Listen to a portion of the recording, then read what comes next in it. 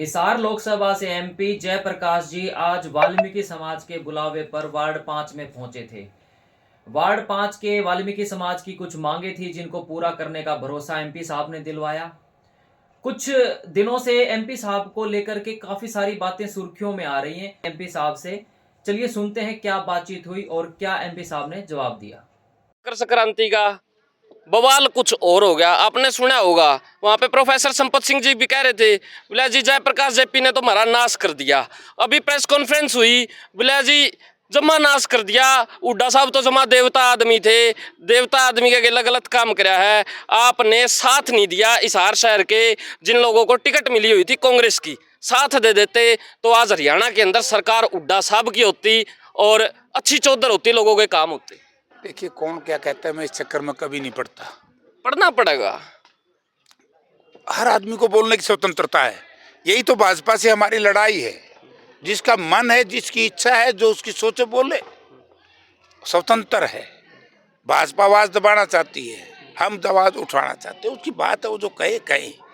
लेकिन मैं एक ही बात मैं कहता हूँ, जनता सब जानती है, जनता आईना है, जनता फैसला समय पर कर देगी। नहीं, साथ तो देना चाहिए था। यूं कह रहे भाई हिसार में राणा का साथ नहीं दिया, नलवा में मान का साथ नहीं दिया, आसी में रविंद्र मक्कड़ का साथ नहीं दिया, राहुल का साथ नहीं दिया, बरवाड़ा में गुडेला साथ नहीं दिया, किसी का तो दे देते हैं। जो सुनो, मैं जो जीत गई उन्हें, जो जीते हुए, जो एक ऐतिहासिक सीट थी आदमपुर में, स्वर्गीय चौधरी भजनलाल का परिवार पहली बार आ रहा है, तो कांग्रेस ने रहा है ना।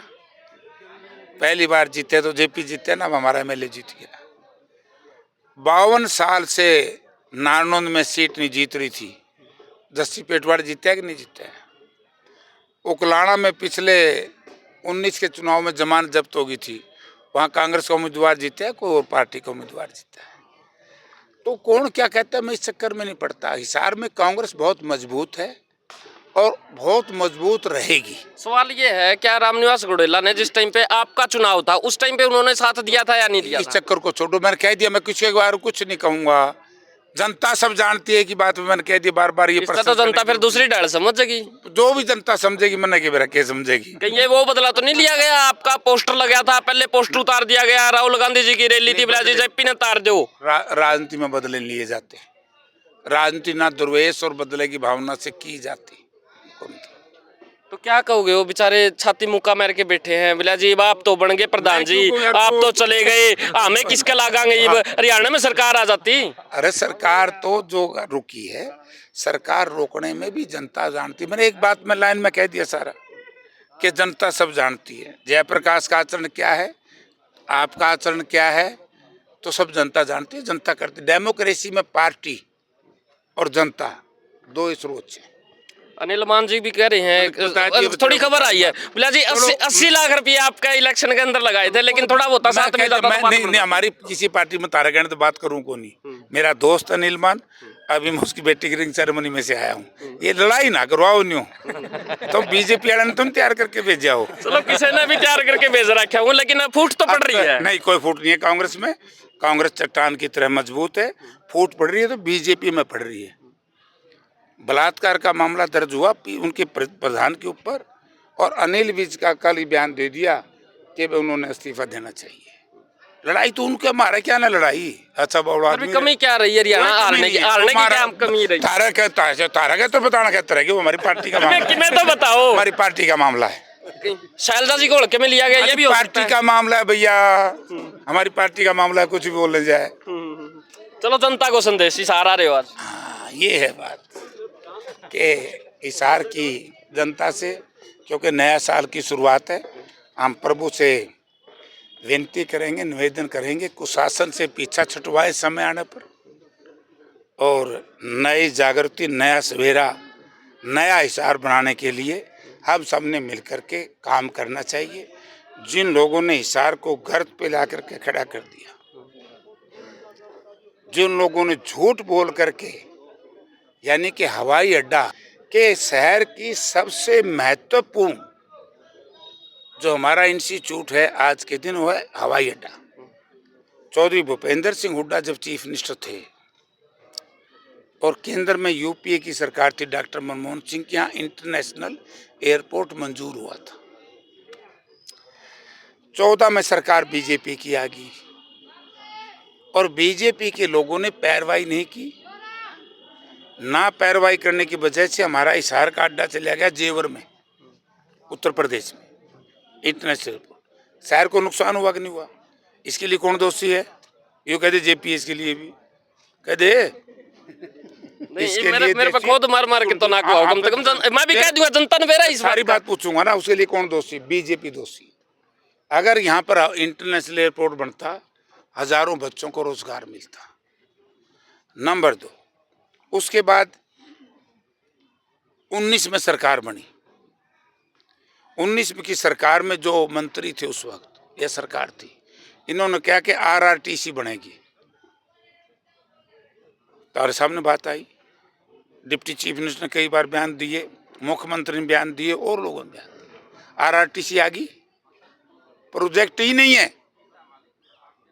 ऐसे कांग्रेस ने कभी झूठ नहीं बोला जो इन्होंने बोला। प्रोजेक्ट ही नहीं है। जो दिल्ली हवाई अड्डे से हिसार हवाई अड्डे तक आनी थी, उसका कोई प्रोजेक्ट नहीं। अब आ गया, इसको बना दिया। ये तो ये कहते रहे कि इंटरनेशनल एयरपोर्ट है। अभी 2 महीने पहले तक भी बयान आया, 7 बार इसका शिलान्यास हो चुका है, 7 बार।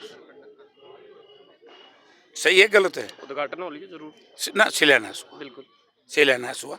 उद्घाटन कर माननीय प्रधानमंत्री को लेना चाहते थे, जब उन्होंने देखा अरे भले आदमी से तो लाइसेंस ही नहीं, उद्घाटन क्या करूं, वो नहीं आया। हिसार में आना था, ड्रामा किया। जब भी कोई नया चुनाव आता है, बीजेपी के लोग इस प्रोजेक्ट को लेकर के सोचा छोड़ देते हैं। यानी कि कहने का मतलब ये है, ये अरबों रुपए कूड़ेदान में डाल दिए गए। रुकना, अरबों नहीं है, खरबों, और भी लेंगे। मुझे शंका है कि हमारी ये बेशकीमती जमीन सरकार में बैठे लोगों के चेतों को ना ये कन्वर्ट कर दी जाए, वरना 7200 एकड़ की जमीन की जरूरत ही नहीं थी। छोटा सा हवाई अड्डा बना रहे हैं, इंटरनेशनल तो नहीं बनाना, डोमेस्टिक की। आज से 7-8 दिन पहले हमारी कमेटी की मीटिंग चल रही थी, तो उसमें सिविल एविएशन डिपार्टमेंट का एग्जामिन कर रहे थे। तो चर्चाएं चली कि भारत के प्रधानमंत्री ने, भारतीय जनता पार्टी ने पूरे देश से बहुत ज़्यादा हवाई सेवाएं शुरू की।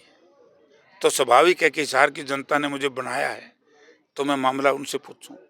मैंने पूछा, भैया हिसार से भी वो हवाई जहाज उड़ना था, तो क्या कहता है सेक्रेटरी सिविल एविएशन कि अभी तो उसका लाइसेंस ही नहीं है। फिर अलायंस एयरलाइन का सीएमडी आ गया, उसी मीटिंग में बैठा था। मैंने कहा, भाई एमडी साहब, आपके तो दस्तखत है उस पर, एमओयू पे। दूसरे जब डिप्टी चीफ मिनिस्टर था, आपने फोटो खिंचाई है हिसार जाके। बोला जी फोटो रहेगी, लाइसेंस ही नहीं है। आप शहर के साथ धोखा हुआ। आप हाँ, इतना तलवंडी जुगलान के रास्ते बंद कर दिए, लोगों को परेशान कर दिया, गांव उजाड़ दिया, किसान उजाड़ दिया, मेल गेट को, तलवंडी को ऐसा बना दिया जैसे 2 देश हो गए। तो हमारी जो university Lala Lajpat Rai veterinary university यहाँ बननी थी, जो पुरानी बोस्टल जेल थी, वहाँ जाकर के इतनी दूर जाके खड़ी कर दी, वहाँ आज तक भी आबाद नहीं हो पाई। ये किसने किया? केवल वोट की राजनीति के लिए इन्होंने इन शहर के साथ बेईमाना किया। और भारतीय जनता पार्टी नीति सरकार में बैठे सब नेताओं को मेरी खुली चुनौती है कि आज की घड़ी तक अगर कोई ये कह दे कि भाई हिसार का इंटरनेशनल एयरपोर्ट है, तो मैं एमपी से जनता कहेगी तो इस्तीफा दे दूंगा। मैं पवित्र धरती पर बैठा हूँ, देवी देवताओं की धरती है ये, शमशान घाट हमारी सबसे पवित्र जगह। अगर कोई ये कह दे कि इंटरनेशनल एयरपोर्ट भी है, तो मुझे इस्तीफा दे दूंगा। अरे ड्रामा लोगों के साथ, ऐसे बेईमान पार्टी प्रवृत्ति की जो पार्टी में लोग हैं, केवल अपने व्यवसाय के लिए, अपना धन कमाने के लिए इस शहर को बर्बाद कर दिया। अगर कम से कम हमारा जितना भी था, हुड्डा साहब ने इसको इंटरनेशनल एयरपोर्ट बनवा दिया था, उसको आगे बढ़ा देते। अरे नाम हुड्डा साहब का होता, लेकिन शहर को तो लाभ होता। लेकिन हुड्डा साहब ने तो थर्मल प्लांट भी लगाया यहाँ पर एक यूनिवर्सिटी बनाई कि नहीं बनाई?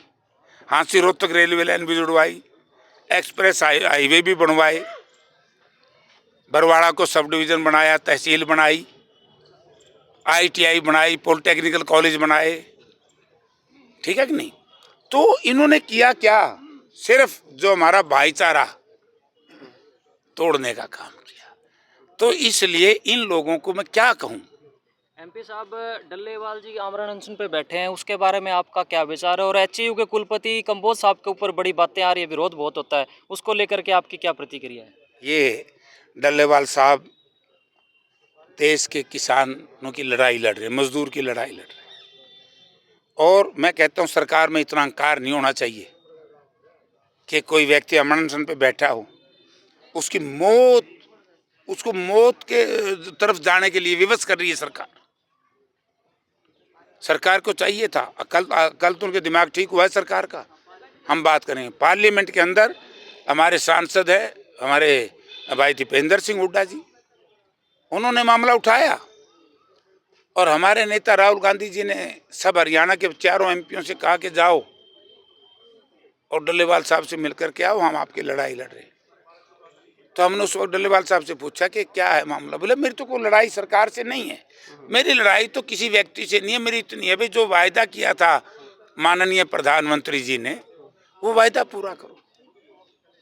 MSP को कानून की गारंटी की बात थी, वो नहीं दे रहे। अब दूसरी तरफ ऐसी बेईमान सरकार, कल ही मैं पढ़ रहा था, एक गरीब लोगों का इलाका है, मैं 89 में पहली बार MP बना, यहाँ पानी नहीं था पीने का, और पानी की व्यवस्था 1996 में जयप्रकाश की MP लेड से हुई थी, सारे शहर को पता है।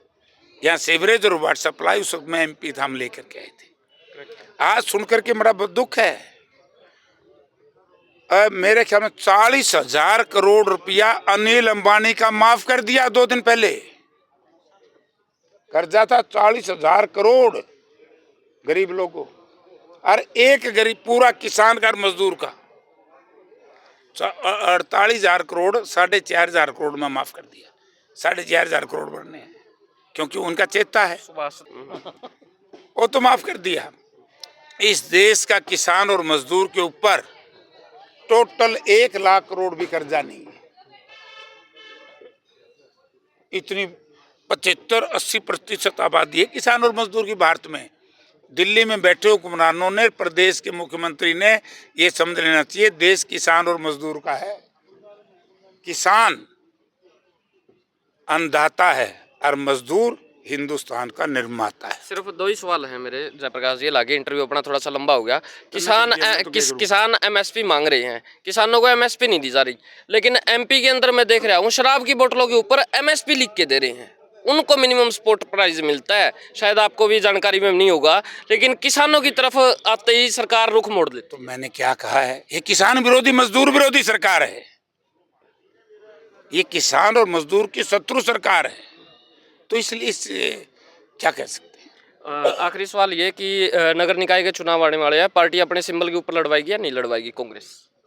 देखो, मैंने हमारे अध्यक्ष का बयान पढ़ा था, वैसे तो पार्टी फैसला करती है, MP नहीं करता या कोई MLA नहीं करता, लेकिन सिंबल पे लड़ेंगे। बहुत बहुत धन्यवाद। ये थे जयप्रकाश JP जी हमारे साथ।